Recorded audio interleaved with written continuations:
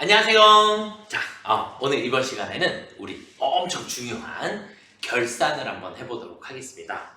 자, 우리가 결산이다라고 하는 것을 볼 건데, 자, 결산이라고 하는 것은 우리 회사가 1년 동안 영업활동을 했어요. 영업활동을 했는데 12월 31일 날 입장에서 봤을 때 올해 장부에 더 넣어줘야 될 것과 빼줘야 할 것들을 결정짓는 것을 우리가 결산이다 라고 얘기를 해요. 이런 결산을 여러분들이 준비를 할 때 우리가 앞에서 이론을 배우면서 결산에는 예비 절차가 있고 본 절차가 있고 보고서 작성 절차가 있는데 우리는 프로그램을 이용을 하다 보니까 이런 결산을 자동으로 해결해 주는 부분이 엄청 많아요. 엄청 많고, 자, 그럼 이제 오늘 우리가 배워야 될 결산에 여러분들이 어떤 방식으로 접근을 해야 하냐를 일단 기준으로 한번 볼게요. 그래서 결산을 일단 우리가 결산을 해야 하는 이유는 1년 동안 벌어진 일에 대해서 장부에 더 플러스 마이너스 해야 할 것들을 결정할 것을 우리가 결산이다 라고 보시는 게 좋을 것 같아요. 자, 그러면 우리는 이런 결산을 하는데 왜 그럼 플러스 마이너스가 어떤 의미에서 생긴 거냐? 가장 중요한 핵심은 발생주의라고 하는 거에 있어요. 발생주의.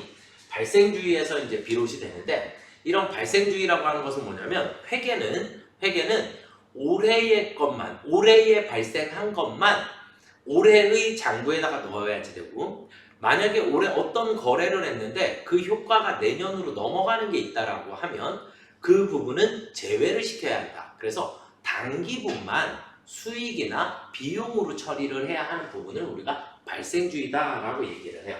그래서 이런 발생주의는, 자, 첫 번째, 어떠한 거래가 있었다. 그러면 단기분만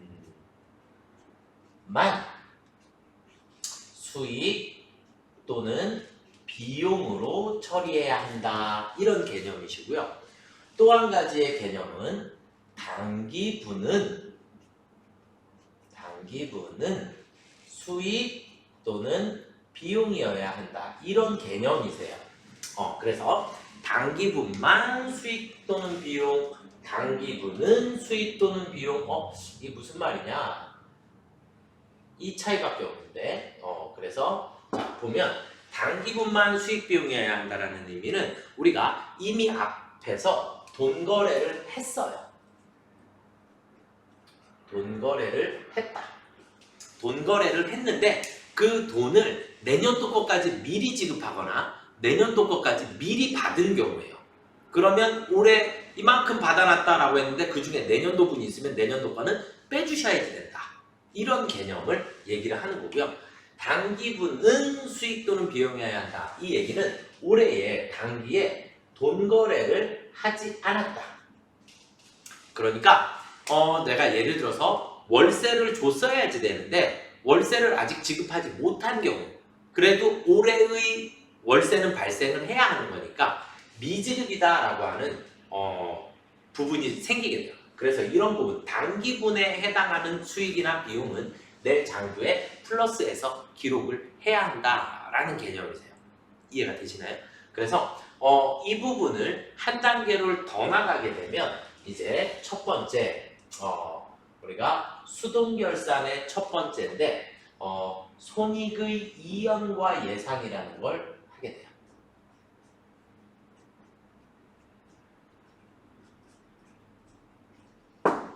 손익의 이연과 예상이다라고 하는 걸 하시게 되는데, 손익의 이연이다라고 하는 부분은, 이연은 올해 어떠한 거래가 있었는데 그 중에 차기분이 발생했습니다 라는 의미고, 내년도 거. 그 다음에 예상이다 라는 의미는, 예상은 또 다른 표현으로 발생이다 라고 얘기를 해요.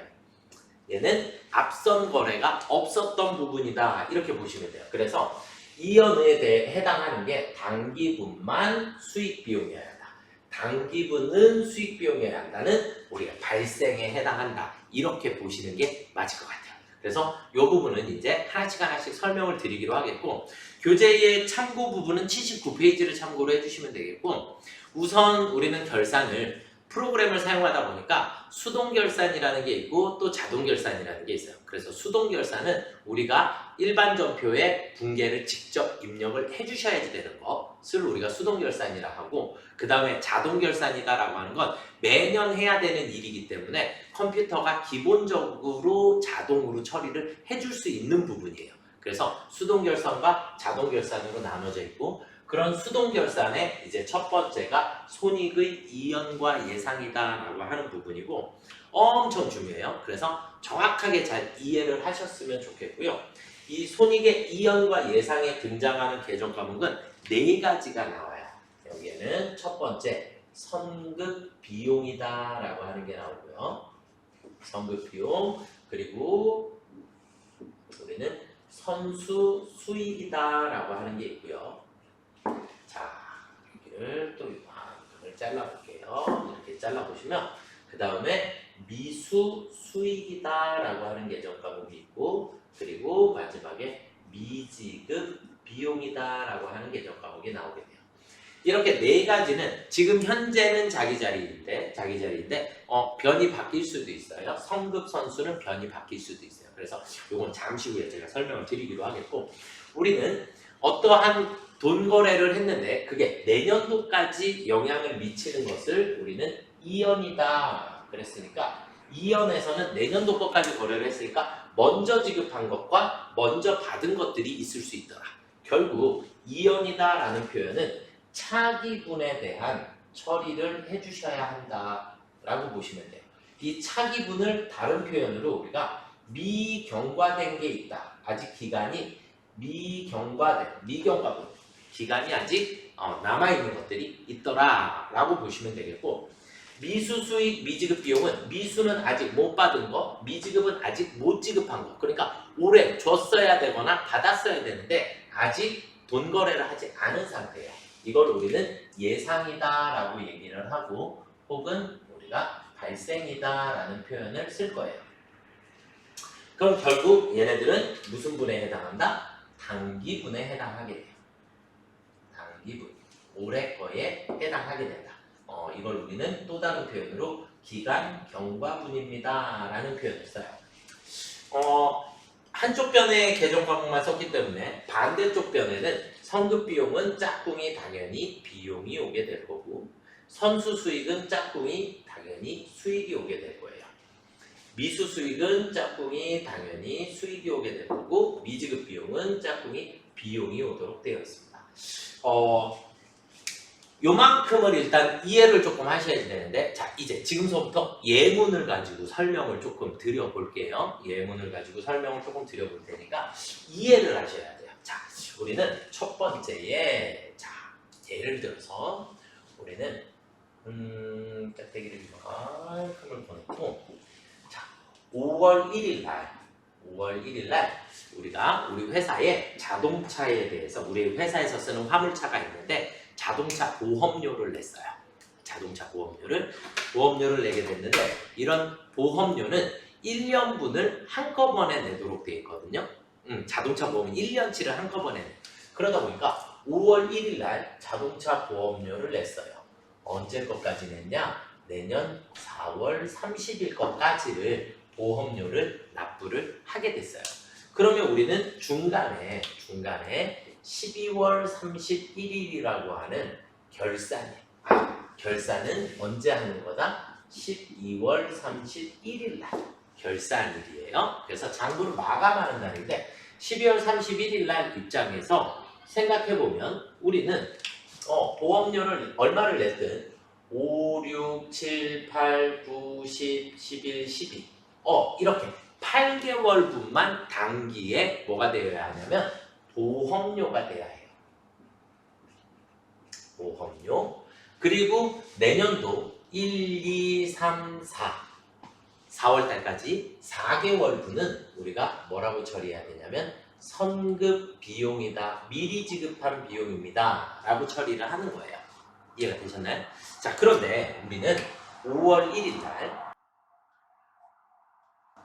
날 보험료를 현금으로 예를 들어서 납부를 했다. 총 보험료를 120만 원을 납부를 했다 라고 한번 볼게요. 그러면 5월 1일 날 우리는 보험료 120만 원입니다. 이렇게 회계 처리를 할 거고 대변에 현금 120만 원이 나갔습니다. 이렇게 회계 처리를 했을 거예요. 이걸 우리는 비용 처리법이다 라고 얘기를 해요. 처음에 보험료라고 처리를 해놨어요. 근데 120만 원이 1년분이니까 우리는 얘를 나누기 12를 해보면 한 달에 10만 원씩인 거죠. 그렇죠? 한 달에 10만 원씩 되겠고 그러면 우리는 8달치만 냈으면 돼요. 그러니까 단기분의 보험료는 80만 원이어야 하고 내년도의 보험료가 40만 원이어야 한다. 이런 결론이 하나가 나오게 돼요. 이해가 되시나요? 그래서 단기분에 해당하는 것만 지금은 보험료는 비용이니까 비용으로 인식해라. 그런데 우리는 보험료를 120만 원 너무 많이 잡아놓은 거예요. 이해가 되셨나요? 그래서 12월 31일 날 우리는 보험료는 80만 원이 맞습니다. 그럼 보험료 40만 원을 줄여야겠네요. 그래서 보험료 40만 원을 비용을 소멸시켜요. 비용을 소멸시키는데 이건 내년도 것을 미리 낸 거죠. 그렇죠? 미리 낸 부분이기 때문에 우리 차변 개정 과목을 뭐라고 하냐면 선급 비용입니다. 이렇게 처리를 하는 거예요. 40만 원. 이해가 되셨나요? 그래서 결산일날 이렇게 차기분에 대해서 성급 비용 대변은 보험료 이렇게 회계 처리를 해주는 부분을 우리가 비용의 이연이다 라고 얘기를 하는 거예요. 비용의 이연. 자, 그런데 지금 얘는 비용 처리법이에요. 처음에 비용으로 처리했을 때. 자, 지금 이 부분이 이제 다시 5월 1일 날 자산 처리법도 있어요. 자산으로 처리했을 때 어떤 방식이 될까요? 자, 그러면 5월 1일 날 보험료 120만 원을 현금으로 냈고 차변을 뭐라고 하냐면 이거 미리 낸 보험료니까 성급 비용입니다 라고 처리할 수도 있어요. 120만 원 대변에 현금 120만 원. 그래서 5월 1일 입장에서 보험료 1년치를 미리 내는 거니까 뭐 성급 비용이라 처리하셔도 상관은 없으세요. 상관없는데 문제는 12월 31일 날 다시 똑같은 상황이잖아요. 그죠? 똑같은 상황이다 보니까 성급 비용은 40만 원만 있어야 한다. 성급 비용은 40만 원만 있어야지 되니까 이번에는 12월 31일 날 어떤 상황이냐면 대변으로 성급 비용이 120이 아니라 40만 원만 남아야 되기 때문에 80만 원만큼이 소멸하게 돼요. 성급 비용은. 더 이상 성급 비용이 아닌 거죠. 우리는 성급 비용은 40만, 오늘은 12월 31일이니까 40만 원만 남아야 해요. 그래서 차변에 가서 얘를 우리는 뭐라고 얘기하냐면 보험료 80만 원입니다. 그래서 단기분에 해당하는 것만큼 단기분은 비용, 보험료라고 하는 단기분에 해당하는 것은 보험료라고 하는 비용이 발생을 하게 된다. 이렇게 개념을 조금 잡아주시면 좋을 것 같아요. 이해가 되셨나요? 그래서 이것을 정리를 해놓은 게 바로 그 밑에 있는 소모품의 정리하고 똑같은 개념이 되실 거고요. 그래서 우리는 어떻게 외우냐면 비, 미, 자, 사 이렇게 외우셔야 돼요. 그래서 처음에 회계 처리를 할 때 비용으로 처리를 했다면 우리는 결산일날 미사용액에 대한 분배를 하실 거예요. 미사용. 그러니까 미사용액이라는 게 차기분에 해당하는 거죠. 아직 안 쓴 거. 그렇게 보시면 되겠고 처음에 만약에 자산으로 처리를 했다면 처음에 성급비용이란 자산으로 처리를 했다면 결산일날 분배해야 할 금액은 이 금액은 이미 기간이 지난 사용액에 대한 회계 처리를 해주셔야 한다. 그래서 비미자사 반드시 암기를 해주시면 좋을 것 같아요. 그러면 문제를 조금 더 쉽게 풀어내실 수 있을 것 같고요. 자, 이것과 마찬가지로 비슷한 개념 중에 이제 소모품이라는 것을 예를 한번 들어볼게요. 소모품도 소모품으로 처리할 수도 있고 소모품 B로 처리할 수도 있어요. 그래서 소모품 B, 이거 사서 소모품 B라고 해도 되고 소모품이라고 해도 되는데 우리는 이런 개념이세요. 뭐 날짜는 상관이 없대요. 이제 소모품 개념은 단기 분이냐 차기 분이냐를 나누는 개념이 소모품 예를 들어서 얘도 마찬가지 5월 1일 날 샀어요. 샀는데 처음에 비용으로 처리를 했어요. 저 소모품비 100만 원어치를 샀습니다. 보드마카 100만 원어치를 현금 주고 샀어요. 이렇게 해서 현금 100만 원입니다. 처리를 했어요. 문제는 이제 12월 31일 날 창고에 가봤더니 우리 처음에 보드마카 100만 원어치를 샀는데 창고에 가봤더니 30만 원어치만 남아있는 거예요. 이해가 되셨나요? 그러면 예를 들어서 소모품의 잔액이 그러니까 미사용액이 30만 원입니다. 이렇게 주어지게 되면 미사용액이 30만 원입니다. 라고 주어지면 우리는 소모품비 처음에 100만 원이라고 했는데 70만 원어치만 쓴 거죠. 그쵸? 70만 원어치만 쓴 거고 30만 원은 아직 안 썼기 때문에 소모품비가 대변으로 소멸을 하게 돼요. 소모품비 얼마가? 30만 원 소멸을 하게 되고 그리고 차변에 가서 이것만큼은 아직 사용하지 않은 것이니 소모품이라고 하는 자산으로 인식을 하게 돼요. 이해가 되셨나요? 이렇게 비용처리법으로 했을 때 우리는 미사용액에 대한 회계 처리를 할 거예요. 자, 문제를 똑같은 문제를 5월 1일 날 소모품을 사서 소모품이라고 해볼게요. 소모품 100만 원어치를 샀습니다. 마찬가지 현금 주고 샀어요. 이렇게 처리를 해놨는데 결산일 날 창고에 가서 소모품을 봤더니 소모품 아직 안 쓴 게 미사용액이 30만 원이래요. 똑같이 30만 원이래요. 그러면 12월 31일 날은 우리는 소모품 100만 원 샀는데 그 중에 30만 원이 아직 안 쓴 거니까 70만 원어치는 써버린 상태가 됐죠. 그렇죠? 70만 원 써버린 상태가 됐으니까 우리는 결산일 날 대변에 소모품이 없어져야 해요. 소모품은 30만 원만 남아야 하기 때문에 얼마가 없어져야 된다? 70만 원이 없어져야 해요. 70만 원만큼은 우리가 소모품 B라고 처리를 해주시면 됩니다. 이해가 되셨습니까? 그래서 보험료나 성급비용이랑 소모품이랑 처리하는 방법은 똑같다.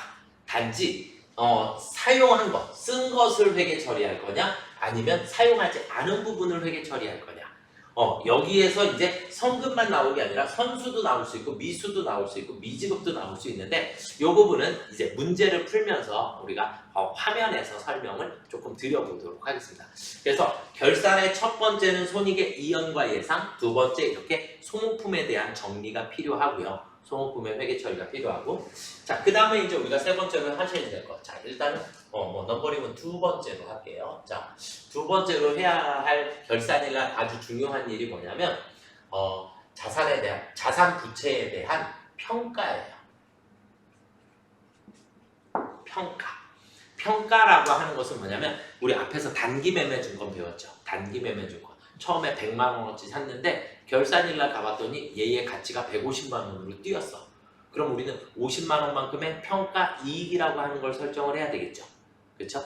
그래서 우리는 이런 자산을 평가를 할 건데 이런 평가되는 것 중에 첫 번째는 단기 매매 증권이 있을 수 있고요. 단기 매매 증권 평가를 해야 하고요. 그 다음에 또 우리 시험 문제 조금 회계 2급에서는 조금 어렵지만 외화 자산이나 외화 부채에 대한 평가를 해주셔야지 돼요. 외화 자산이나 외화 부채에 대한 평가를 해주셔야지 되는데 평가를 한다라는 표현은 평가 상승이다, 평가 하락이다 이렇게 놓고 보실 수 있고 평가 상승을 했을 때는 상승은 우리가 이해하시기에 득이 생겼다, 이득이 생겼다 라고 표현을 하시는 거고 평가 하락했을 경우에는 우리는 그만큼 실이 생겼다, 손해를 봤다, 손실이 생겼다 이렇게 보실 수 있어요. 그럼 득이 생겼다. 그럼 어떤 것을 하든지 간에 상관없이 우리는 이제 단계를 올라가면 매도 가능 조건도 평가해야 되고 유형 자산도 평가를 해야 되고 이런 것들이 있지만 회계 2급 범위에서는 이 정도만 이해를 하시면 되겠고, 득이 생기면 무조건 차변은 해당 계적 과목 써주시면 되겠고, 대변에는 무조건 삐리리 평가 이익이라고 하는 것을 써주시면 됩니다. 써주시면 되고, 실이 생겼다 그럼 마이너스가 생긴 거니까 무조건 차변에 삐리리 손실이 생기게 돼요. 손실이 생기게 되고, 대변은 해당 계적 과목을 그냥 써주시면 됩니다. 이것도 문제를 풀면서 설명을 드릴 거고, 기본적인 틀은 이렇게 요령을 여러분들이 조금 가지고 가셨으면 좋겠다라고 생각을 합니다. 아시겠죠? 자, 그 다음에 이제 여러분들 시험 문제의 세 번째는 현금 과부족 등 현금 과부족 임시 계정의 이제 정리예요. 문제상에서 정리하다, 뭐뭐로 처리하다, 혹은 뭐뭐로 판명되다, 뭐 이런 것들이 나오게 되는데, 이런 것들은 우리가 무조건 여기에서 이제 사용되는 계정 과목들은 현금 과부족이 있고요.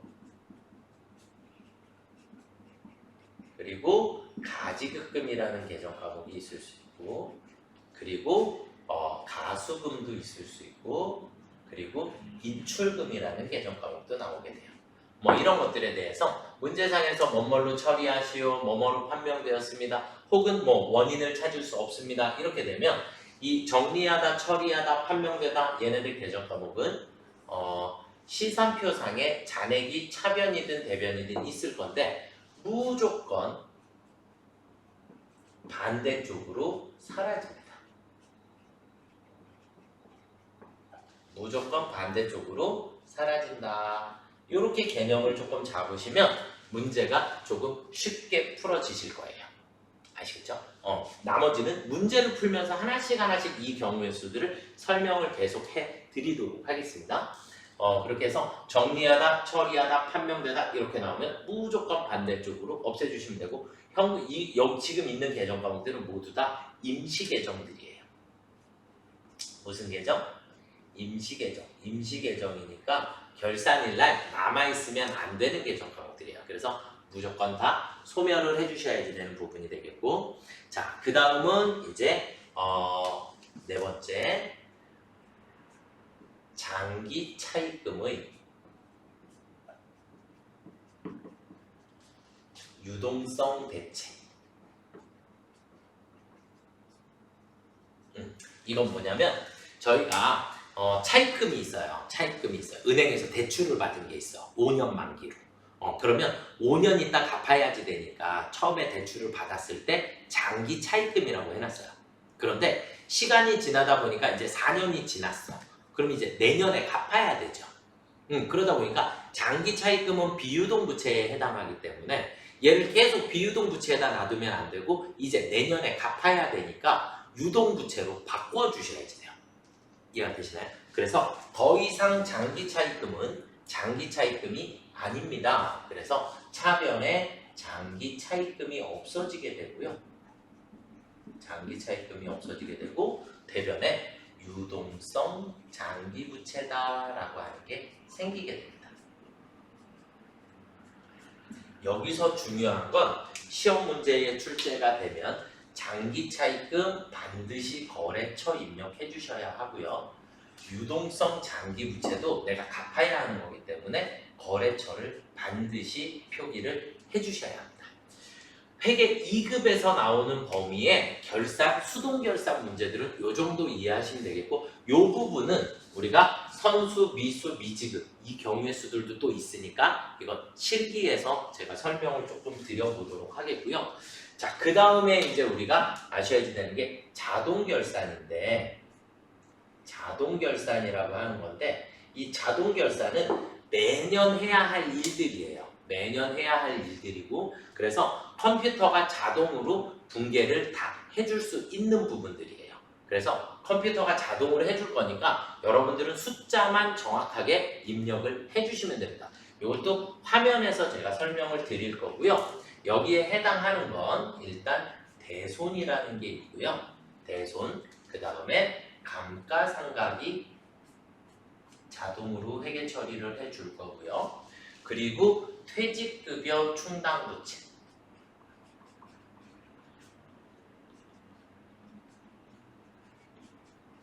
퇴직급여 충당 부채가 있고 그 다음에 여러분들 기말 상품 재고에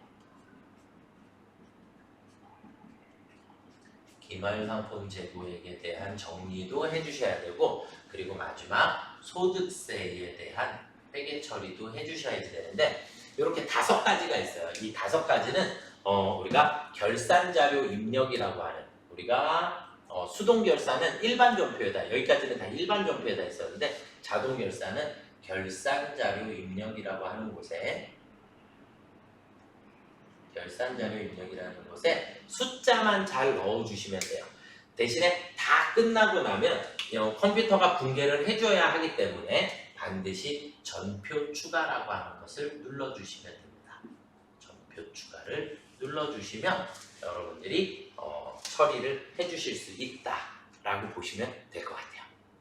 이해가 되셨나요? 여기까지가 결산에 대한 제가 기본적인 설명을 조금 드렸고 그 다음은 이제 제가 프로그램 안에 들어가서 메모장에다가 하나하나 조금씩 설명을 해드리면서 문제를 풀어나가 보도록 하겠습니다. 아시겠죠? 화면 속으로 들어가 보시겠습니다.